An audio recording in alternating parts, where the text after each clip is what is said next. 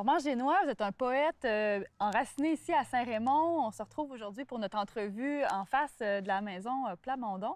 Vous avez un parcours qui a commencé plus tardivement dans la publication, mais vous avez toujours été poète. En fait, je pense que j'ai toujours été poète. Quand j'étais jeune, j'ai toujours écrit des poèmes, adolescent. Et j'ai continué après, même si je travaillais, j'étais professeur d'éducation physique. Mais j'ai commencé tardivement parce que j'avais pas vraiment le temps de m'arrêter longuement à des textes. En fait, j'ai commencé à publier à 52 ans aux Éditions du Nord. Et depuis, j'ai publié 5 recueils et je suis en préparation pour d'autres. Je dis d'autres parce que j'écris 2 ou 3 choses en même temps, dont un texte qui est inspiré par mon père.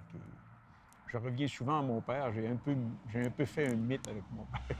Et maintenant, je travaille sur ce mythe. il faut l'entretenir, ce mythe. En fait, mon père, c'est le Père universel. C'est le Père universel dans une région comme ici. C'est le père qui était un homme de bois, qui revenait, qui était absent. Alors, je travaille là-dessus actuellement.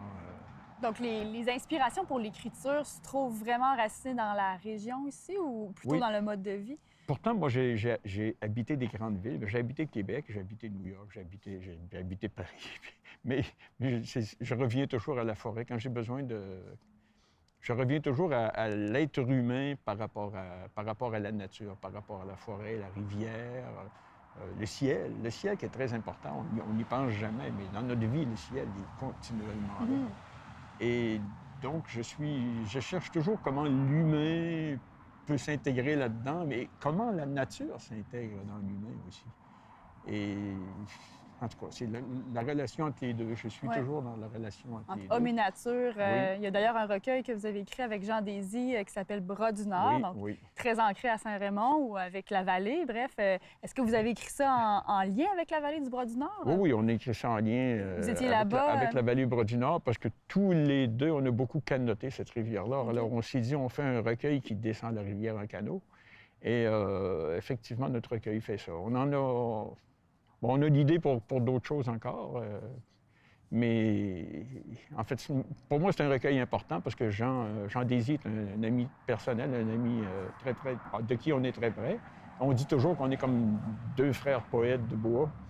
On est devant la maison Plamondon aujourd'hui, une maison qui met de l'avant la poésie, la littérature, l'histoire de Saint-Raymond, en plein cœur du village. Vous avez été très impliqué dans ce projet-là. Comment vous avez mis de l'avant la littérature et la poésie à travers la maison? Moi, je rêvais depuis toujours qu'on fasse des ateliers d'écriture. On a fait dernièrement un atelier d'islam avec Thomas Langlois, c'est extraordinaire.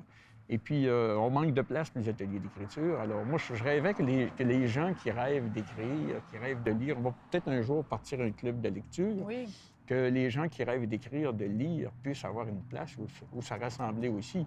Je pense que ça rehausse le niveau de base d'une société et ça tire vers le haut plutôt que tirer vers le bas. Et ça, je trouve que c'est important. C'est important qu'on fasse ça dans nos milieux. Mais en fait, on demande assez souvent aux gens de travailler comme en slam, ils ont travaillé dans le four à charbon. On demande assez aux gens de s'inspirer un petit peu de ce qu'il y a alentour. Parce qu'ici, on a comme mission à la fois le patrimoine, mais à la fois la création, aller vers plus haut, vers plus loin. On va monter à l'étage de l'exposition qui est en bas. Ça va nous permettre en bas de faire de la poésie, des conférences et toutes sortes d'activités qu'il n'y a pas dans le milieu et qui attirent du monde. C'est étonnant, ça attire. En fait, c'est pas étonnant, c'est le contraire même, mais ça attire du monde. Oui, c'est populaire et c'est important pour le milieu. Tranquillement, ça monte tranquillement. Il faut créer ces choses-là tranquillement. Il ne faut pas faire de boum, puis après ça tombe. Il faut créer les choses là. Oui, on crée du tissu social, on crée des projets qui sont culturellement importants et ancrés dans Oui, on va chercher les gens un par un. Puis moi, je trouve que c'est important aussi qu'on s'empare de notre milieu. Notre milieu est à nous autres. On le laisse souvent être dirigé par toutes sortes, par d'autres personnes, mais il faut participer à la direction. Il faut prendre en charge notre milieu. C'est à nous, ce milieu-là. Et je pense qu'un truc comme la Maison Plamondon, une maison de la Maison Plamondon, ça permet de faire prendre conscience aux gens des choses. Merci beaucoup, Normand Génois, de votre implication pour la poésie et la littérature ici. Et on surveillera vos projets apparaître prochainement. Merci beaucoup.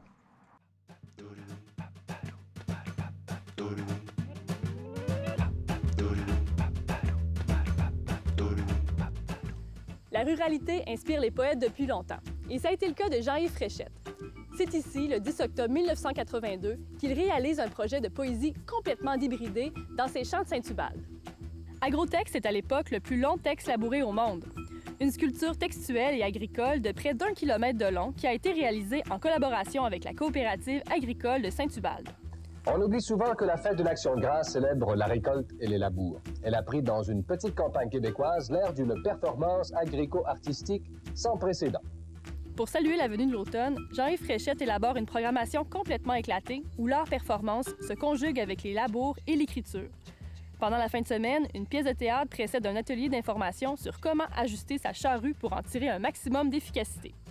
C'est une véritable fête entre culture et agriculture. Pour clore les festivités, les mots texte, terre, tis sont écrits en lettres géantes par des tracteurs qui sillonnent les vallons du village. Puis, des parachutistes sautent littéralement dans le texte, une montgolfière atterrit sur des mots, des cerfs-volants créés par les enfants parcourent le ciel au-dessus du plus grand texte du monde.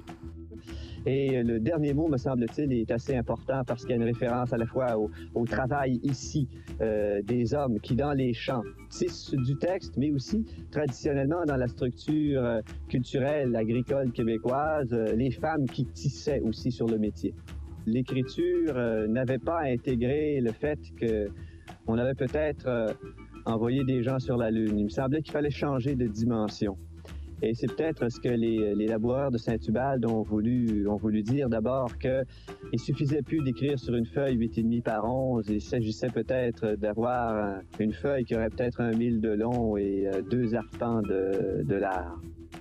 Un événement poétique hors du commun dont les citoyens se souviennent encore.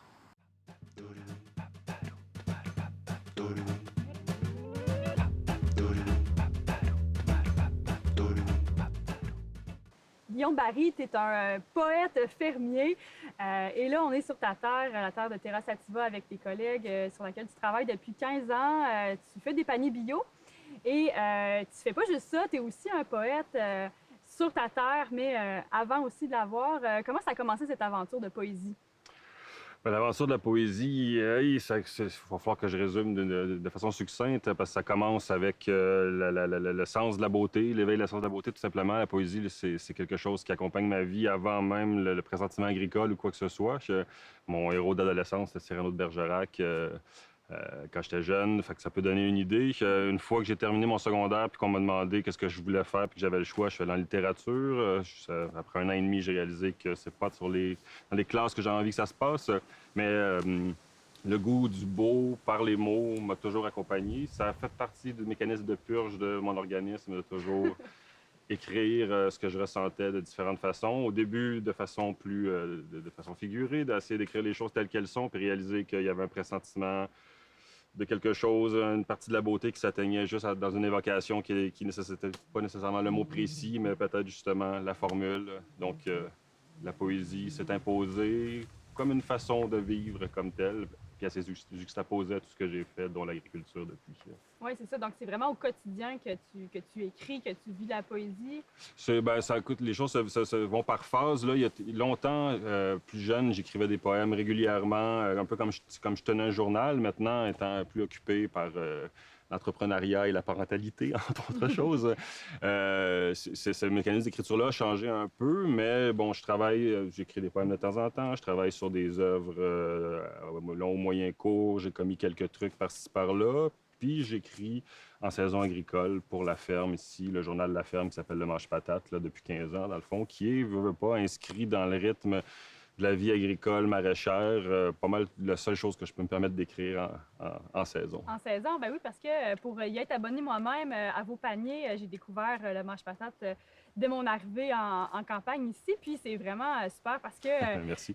On reçoit ça dans notre boîte courriel. C'est super excitant avant de recevoir notre panier. Et là, on a la poésie agricole, météorologique, gourmande. C'est sûr que c'est très orienté sur ce qu'on va avoir dans notre panier. Mais comment tu trouves le moyen d'écrire ça à chaque semaine?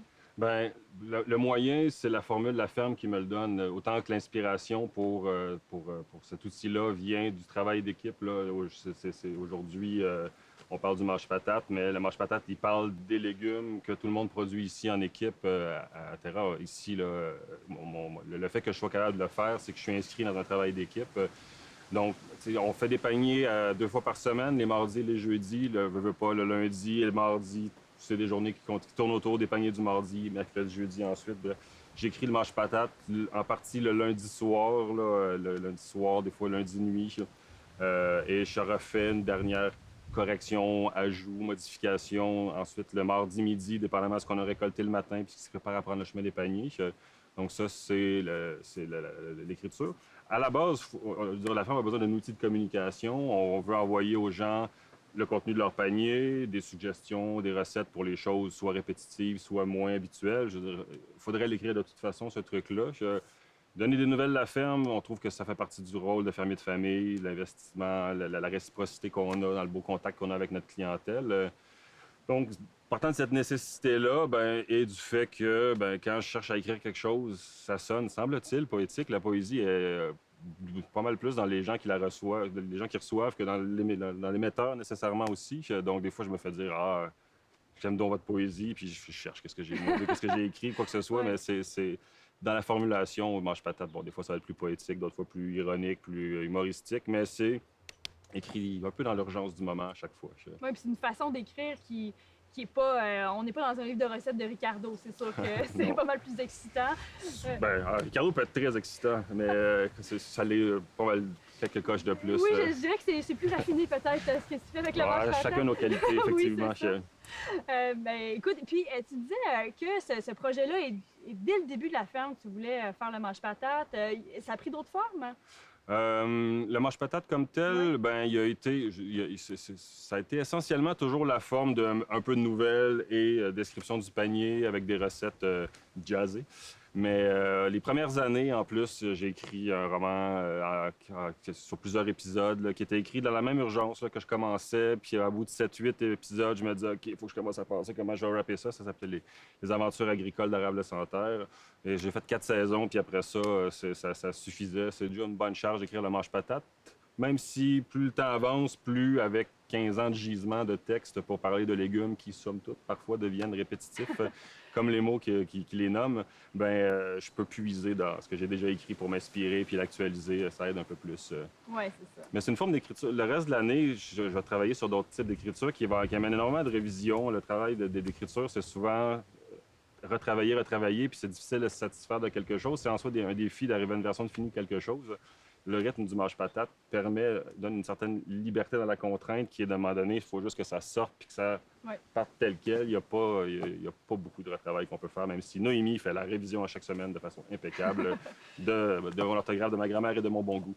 Et puis là, durant l'hiver, durant la période plus tranquille du côté de Terra Sativa, il y a des projets de ton côté qui se passent en Oui, écriture? moi, j'ai des projets personnels, oui. J'écris régulièrement des textes pour les concours de Radio-Canada. Ça m'aide à maintenir une discipline sur d'autres formes, même si ça donne peu de résultats. J'accumule les trucs. Je travaille sur... J'ai des projets au long cours aussi là, que j'espère bien voir déboucher cet hiver. J'ai fait des envois aux maisons d'édition l'hiver passé qui sont soldés par des échecs. Mais bon, ces échecs-là étant toujours relatifs dans ce rythme-là, je vais développer d'autres genres de révisions ou d'idées d'édition pour cet hiver à voir, en fait. OK, donc l'écriture est toujours avec toi, oui, l'hiver comme été. J'ai pas le choix. Les fois que j'essaie d'arrêter, quand je dis que c'est un mécanisme de purge, là, je bloque, je sature et je deviens toxique. Il faut que j'écrive. Je suis pas capable de vivre autrement. Écoute, c'est super. Continue. C'est très inspirant. Merci beaucoup, Guillaume Barry. Merci, Jeanne.